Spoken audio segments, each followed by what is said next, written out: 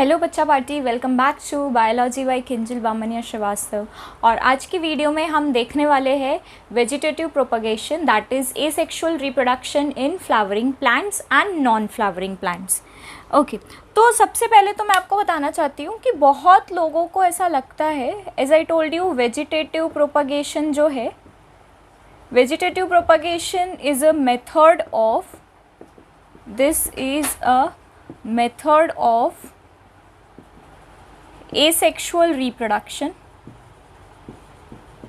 ठीक है, तो जनरली नेचुरल वेजिटेटिव प्रोपगेशन आपको देखने को मिलेगा नॉन फ्लावरिंग प्लांट्स में।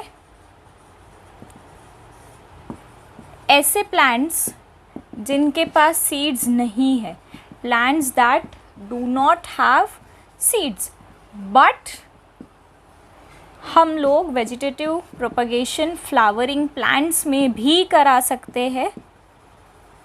आर्टिफिशियल वेजिटेटिव प्रोपगेशन कराते हैं। क्या कराते हैं हम लोग? कराते हैं आर्टिफिशियल वेजिटेटिव प्रोपगेशन। ठीक है, तो जैसे कि मैं आपको बता रही हूँ वेजिटेटिव प्रोपगेशन क्या है, प्लांट्स का एसेक्सुअल रिप्रोडक्शन है। तो अभी मैं सबसे पहले आपको ब्रीफली बता दूंगी, दो टाइप में हम वेजिटेटिव प्रोपगेशन को डिवाइड करते हैं, that is natural and artificial. तो यहाँ पे हम लोग डिवाइड कर देंगे इसको, natural vegetative propagation and artificial vegetative propagation. हमने इसको दो पार्ट में डिवाइड कर दिया, नेचुरल और आर्टिफिशियल। ठीक है, अब नेचुरल वेजिटेटिव प्रोपगेशन यानी कि नेचुरली जो नॉन फ्लावरिंग प्लांट्स है उनके अंदर होगा vegetative propagation by root, stem और लीफ। कैसे होगा उनके अंदर? बाय रूट, स्टेम और लीफ। और आर्टिफिशियल का मतलब है कि जो फ्लावरिंग प्लांट्स है या प्लांट्स जिनके पास सीड्स प्रेजेंट है उनके अंदर वेजिटेटिव प्रोपगेशन होता है बाय कटिंग, लेयरिंग, ग्राफ्टिंग और टिश्यू कल्चर। तो ये सारी मेथड्स हम आज के इस वीडियो के अंदर डिस्कस करने वाले हैं, नेचुरल और artificial methods of vegetative propagation. तो आइए सबसे पहले मैं बात करती हूँ नेचुरल मेथड्स की। तो नेचुरल मेथड के अंदर है बाय रूट। ठीक है, तो रूट से कैसे होगा वेजिटेटिव प्रोपगेशन ये मैं आपको बताती हूँ। तो आप प्लांट के रूट को, जो प्लांट ऐसा है जिसमें फ्लावर प्रोड्यूस नहीं हो रहा है, जिसमें सीड नहीं है, जैसे कि कैरेट, रेडिश, टर्निप, इनके आपको फ्लावर सीड्स नहीं मिलेंगे। अब इनको ग्रो करना है तो कैसे ग्रो कर सकते हैं? तो हम क्या करेंगे, इनका डायरेक्टली रूट प्रोपागेट करता है, यानी रूट के सेक्शन को कट करके आप सॉइल में डालोगे। तो जैसे कैरेट इज़ अ रूट, तो आप अगर कैरेट सॉइल में डालते हो तो ऊपर पत्तियां निकल आएगी। Same with radish and turnip. तो यहाँ पे इनका रिप्रोडक्शन हो रहा है with the help of root. Second है यहाँ पे स्टेम, यानी कि again plants do not have flower, do not have seeds, but उनकी स्टेम रिप्रोडक्टिव पार्ट है जिससे वो रिप्रोड्यूस करेंगे। अब जनरली जब हम एक प्लांट को क्लासिफाई करते हैं तो फ्लावर को प्लांट का रिप्रोडक्टिव पार्ट बोला जाता है। अब अगर फ्लावर ही नहीं है तो रिप्रोडक्शन कैसे करेगा? तो ये उसकी अल्टरनेट मेथड्स जो हम डिस्कस कर रहे हैं। अब स्टेम के अंदर क्या आएगा? पोटैटो, शुगर केन, ठीक है, फिर जिंजर, ऑनियन। ठीक है, तो ये सब क्या है? ये सब स्टेम है, मॉडिफाइड स्टेम है, and this works as reproductive part. आपने देखा होगा अगर घर पे आपका कुछ दिन आलू बहुत पुराना हो जाता है तो उसके अंदर छोटे छोटे बर्ड्स डेवलप होने लगते हैं और उसके थ्रू फिर एक नया प्लांट ग्रो होने लगेगा। ऐसे इसके अंदर ना बर्ड्स डेवलप होंगे, फिर इसमें से छोटी छोटी पत्तियाँ निकलने लगेगी और इससे क्या होगा, एक नया प्लांट ग्रो हो जाएगा। ठीक है, तो ये हमने देखा स्टेम से और रूट से कैसे होता है। अब हम देखेंगे कि लीफ से कैसे होता है। तो लीफ के बहुत ही क्लासिक एग्जाम्पल मैं आपको देना चाहूँगी, जो है ब्रायोफाइलम लीफ, और एक दूसरा लीफ होता है जिसे बोला जाता है कैलेंचो, ब्रायोफाइलम एंड कैलेंचो। ठीक है, तो अब मैं आपको लीफ का जैसे एग्जाम्पल देती हूँ कि लीफ से कैसे होगा वेजिटेटिव प्रोपगेशन। तो ये आप देखिए,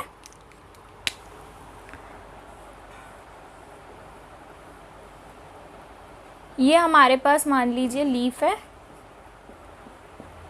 ठीक है। तो यहाँ पे ब्रायोफाइलम के लीफ पे यहाँ पे ऐसे बर्ड्स डेवलप होंगे, ये छोटे छोटे लीफ आएंगे जो सॉइल में जाके एक न्यू प्लांट बनाएंगे, चाहे ब्रायोफाइलम हो या कैलेंचो हो, दोनों के केस में ये चीज़ होगी, ठीक है। कि ये जो लीफ है इसके ऊपर छोटे छोटे से बर्ड्स डेवलप होंगे और ये बर्ड फिर सॉइल में जाके नया प्लांट बनाएंगे। तो ये हमने सारी नेचुरल मेथड्स देख ली कि कैसे होता है नेचुरली बाय रूट, स्टेम और लीफ। अब मैं आपसे डिस्कस करने जा रही हूँ आर्टिफिशियल मेथड्स जो यूज़ करते हैं गार्डनर्स, फार्मर्स अपनी ब्रीड बढ़ाने के लिए, क्वालिटी इम्प्रूव करने के लिए, ठीक है। बहुत सारे रीजंस है, वो भी हम डिस्कस करेंगे कि हम क्यों यूज़ करते हैं आर्टिफिशियल मेथड्स को। तो one by one let us discuss all the artificial methods of vegetative propagation. तो यहाँ आर्टिफिशियल मेथड में सबसे पहले मैं आपसे डिस्कस करना चाहूँगी cutting. Either you can cut root और यू कैन कट स्टेम, ठीक है। रूट कटिंग या stem cutting is a method. आप देखते हो रेनी सीजन में जो गार्डनर्स होते हैं वो रोज़ की स्टेम को जनरली कट करके सॉइल में लगा देते हैं। एक 45 डिग्री पे हॉरिजॉन्टल ऐसे कट दिया जाता है। उसके पीछे रीज़न ये है कि ये कट से हीलिंग बहुत ही फास्ट हो जाती है और सॉइल में लगाने से बहुत आसानी से हील होके वो ग्रो हो जाएगा। तो रोज़ है, जास्मिन है, बहुत सारे प्लांट्स हैं जो आप कटिंग से ग्रो कर सकते हो। Either you can cut stem और you can cut root. So this is an artificial method of vegetative propagation. Second method मैं यहाँ पे डिस्कस करूँगी जो है लेयरिंग। लेयरिंग आपको कॉमनली देखने मिलती है जास्मिन में, स्ट्रॉबेरी में, ठीक है। अब लेयरिंग में क्या होता है कि you have a healthy plant, बहुत सारी उसकी ब्रांचेस भी निकली हुई है, मस्त एकदम हरा भरा सा पौधा है आपका।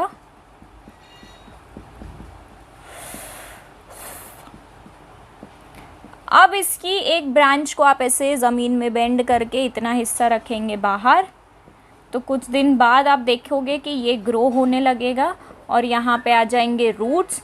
फिर आप क्या कर सकते हो, इसको यहाँ से डिटैच कर सकते हो, तो ये दो नए प्लांट आपके पास बन गए।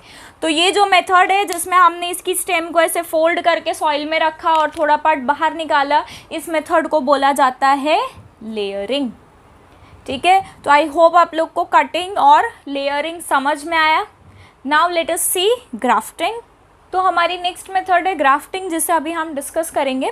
तो ग्राफ्टिंग में क्या होता है, एक होता है जैसे कि मैं एग्जांपल यहाँ पे ले लूँ, रोज़ में अगर मुझे ग्राफ्टिंग करना है, पहले तो ग्राफ्टिंग अगर आप सेम स्पीशीज़ के प्लांट में करोगे तो उसका सक्सेस होने का रेट ज़्यादा अच्छा है। अगर आपने एकदम ही अलग अलग स्पीशीज़ ले ली तो वो सक्सेस नहीं हो पाएगा, ठीक है। तो जैसे मैंने रोज़ की दो वेराइटी ली है, एक मान लीजिए मैंने रेड रोज़ लिया है, एक मैंने वाइट रोज़ लिया है। अब ये मेरा रेड रोज़ का बढ़िया सा हेल्दी हरा भरा पौधा था, ठीक है, मस्त इस पे फूल वूल भी आ रहे थे। अब मैंने क्या किया कि इसका जो एक मोटा सा ब्रांच था इसको मैंने ऊपर से ऐसे काट दिया और उसके ऊपर मैंने वाइट रोज़ की एक स्टेम ऐसे कट करके लगा दी। वही 45 डिग्री के एंगल पे इसलिए काटते कि हीलिंग फास्ट हो, ठीक है। और इसको हमने यहाँ पे रस्सी से जोड़ दिया। ये पार्ट सॉइल में है, अच्छे से ग्रो वो कर रहा है। अब कुछ दिन बाद आप क्या देखोगे, जब आप ये हटाओगे तो यहाँ पे पत्तियाँ आ जाएगी सारी, ठीक है, और ये पूरा हील होके एक प्लांट बन चुका होगा। अब इसके अंदर जो फ्लावर्स आएंगे, या तो वो फ्लावर्स पिंक आएंगे, रेड और वाइट का मिक्सचर, या तो कुछ कुछ पौधे पे रेड आएंगे, कुछ कुछ वाइट आएंगे, ठीक है। तो ये हमने एक हाइब्रिड बना लिया ग्राफ्टिंग से। अब ग्राफ्टिंग में आपको क्या याद रखना है, जो आपका मेन प्लांट बॉडी है उस मेन प्लांट बॉडी को बोला जाता है स्टॉक। क्या बोला जाता है, मेन प्लांट बॉडी को बोला जाता है स्टॉक। जो हमने ग्राफ्टिंग से लगाया उस पार्ट को बोला जाता है स्कायन। जो मेन प्लांट बॉडी है उसे क्या बोलेंगे, उसे हम बोलेंगे स्टॉक, और जो हमने ग्राफ्टिंग से लगाया उसे हम बोलेंगे स्कायन। हमेशा जेनेटिक कैरेक्टर्स किसके रहेंगे, स्टॉक के रहेंगे, स्टॉक के रहेंगे जेनेटिक कैरेक्टर्स, ठीक है। तो यहाँ पे हमने ग्राफ्टिंग भी कंप्लीट कर लिया। अब लास्ट और सबसे ज़्यादा इम्पॉर्टेंट मेथड हम डिस्कस करने जा रहे हैं, वो मेथड है टिश्यू कल्चर। तो जो टिश्यू कल्चर है इसे हम बोलते हैं माइक्रो प्रोपागेशन। जैसे वेजिटेटिव प्रोपागेशन था, इसको हम बोलते हैं माइक्रो प्रोपागेशन। रीज़न ये है, यहाँ पे हम सिर्फ एक टिश्यू का सेक्शन लेते हैं, इसलिए इस चीज़ को बोला जाता है माइक्रो प्रोपागेशन। ओके, अब टिश्यू कल्चर कैसे होगा ये मैं आपको समझाती हूँ। एक हमारे पास होना चाहिए healthy plant. Suppose this is my healthy plant, और वो ये वही प्लांट है जिसका मुझे क्लोन करना है। टिश्यू कल्चर में हम बेसिकली क्या करते हैं, क्लोनिंग करते हैं। क्लोनिंग का मतलब होता है जेनेटिकली एंड मॉर्फोलॉजिकली सेम। हम ऐसा न्यू स्पीशीज़ बनाएंगे, ऐसा न्यू ऑर्गेनिज्म बनाएंगे जो जेनेटिकली और मॉर्फोलॉजिकली सेम होगा। तो ये हमारा हेल्दी प्लांट है, इसका मैंने एक छोटा सा टिश्यू का सेक्शन कट किया और उसको हमने डाल दिया न्यूट्रिएंट मीडियम में। कहाँ पे डाल दिया, वो टिश्यू के सेक्शन को हमने डाल दिया न्यूट्रिएंट मीडियम। अब ये न्यूट्रिएंट मीडियम एक ऐसा सॉल्यूशन है which is very good for plant growth, जो प्लांट को ग्रो होने में हेल्प करता है। इसके अंदर होंगी sugars, amino acids, perfect pH, ठीक है, जिससे कि सारी एंजाइम्स काम कर सके। ये सब हमने इसके अंदर ऐड किया है न्यूट्रिएंट मीडियम में, और हमने इसको कवर कर दिया है कॉटन प्लग से। अब कॉटन प्लग से इसको इसलिए कवर किया जाता है कि अंदर पीएच चेंज ना हो और बाहर की कोई इम्प्योरिटीज़ अंदर एंटर ना कर पाए। तो इसमें मैंने न्यूट्रिएंट मीडियम में डाल दिया मेरा टिश्यू का section.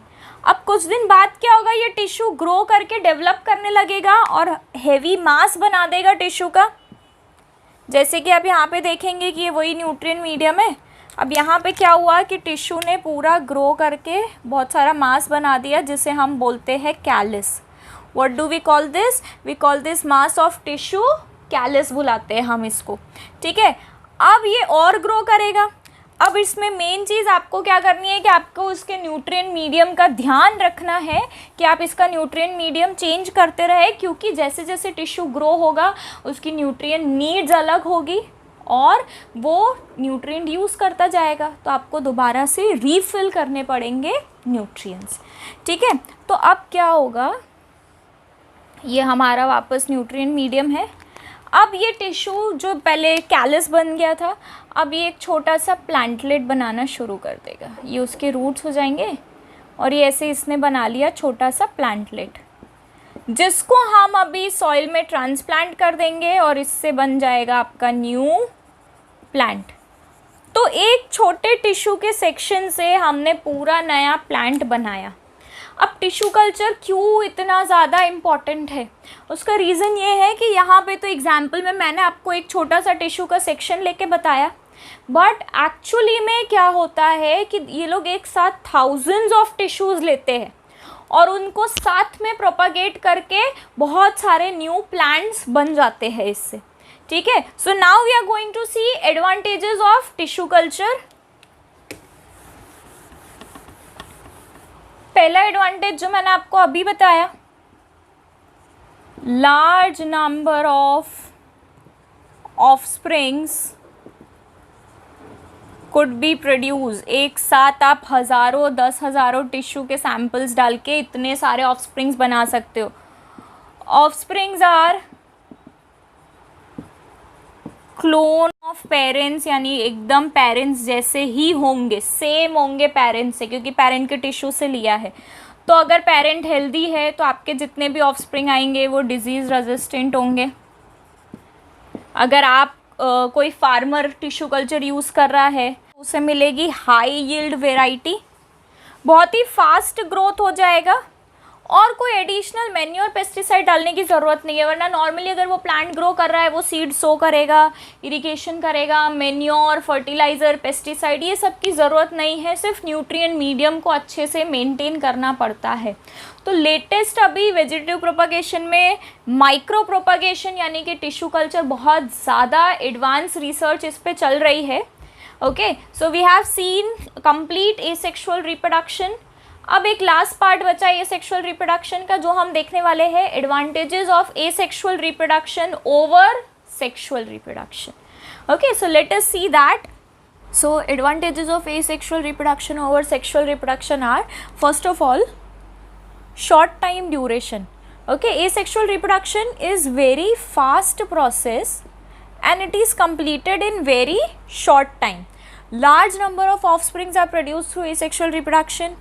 Clones are produced. Clones means which are genetically and morphological identical copies, उनको बोला जाता है clones. Then parental characters are conserved.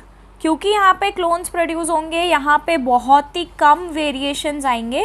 बहुत ही कम वेरिएशंस आने की वजह से क्या होगा कि जो पेरेंटल कैरेक्टर्स है वो कंजर्व होंगे, वो एज इट इज़ रहेंगे पेरेंटल कैरेक्टर्स। तो ये हमने देखे advantages of asexual reproduction over sexual reproduction. Next video के अंदर मैं आपको बताने वाली हूँ sexual reproduction in flowering plants. अगर आपने ये वीडियो पूरा देखा है और आपको पसंद आता है तो प्लीज़ इस वीडियो को सब्सक्राइब कीजिए, लाइक कीजिए and share with all of your friends. Okay, thank you guys for watching this video. See you next time. Bye bye.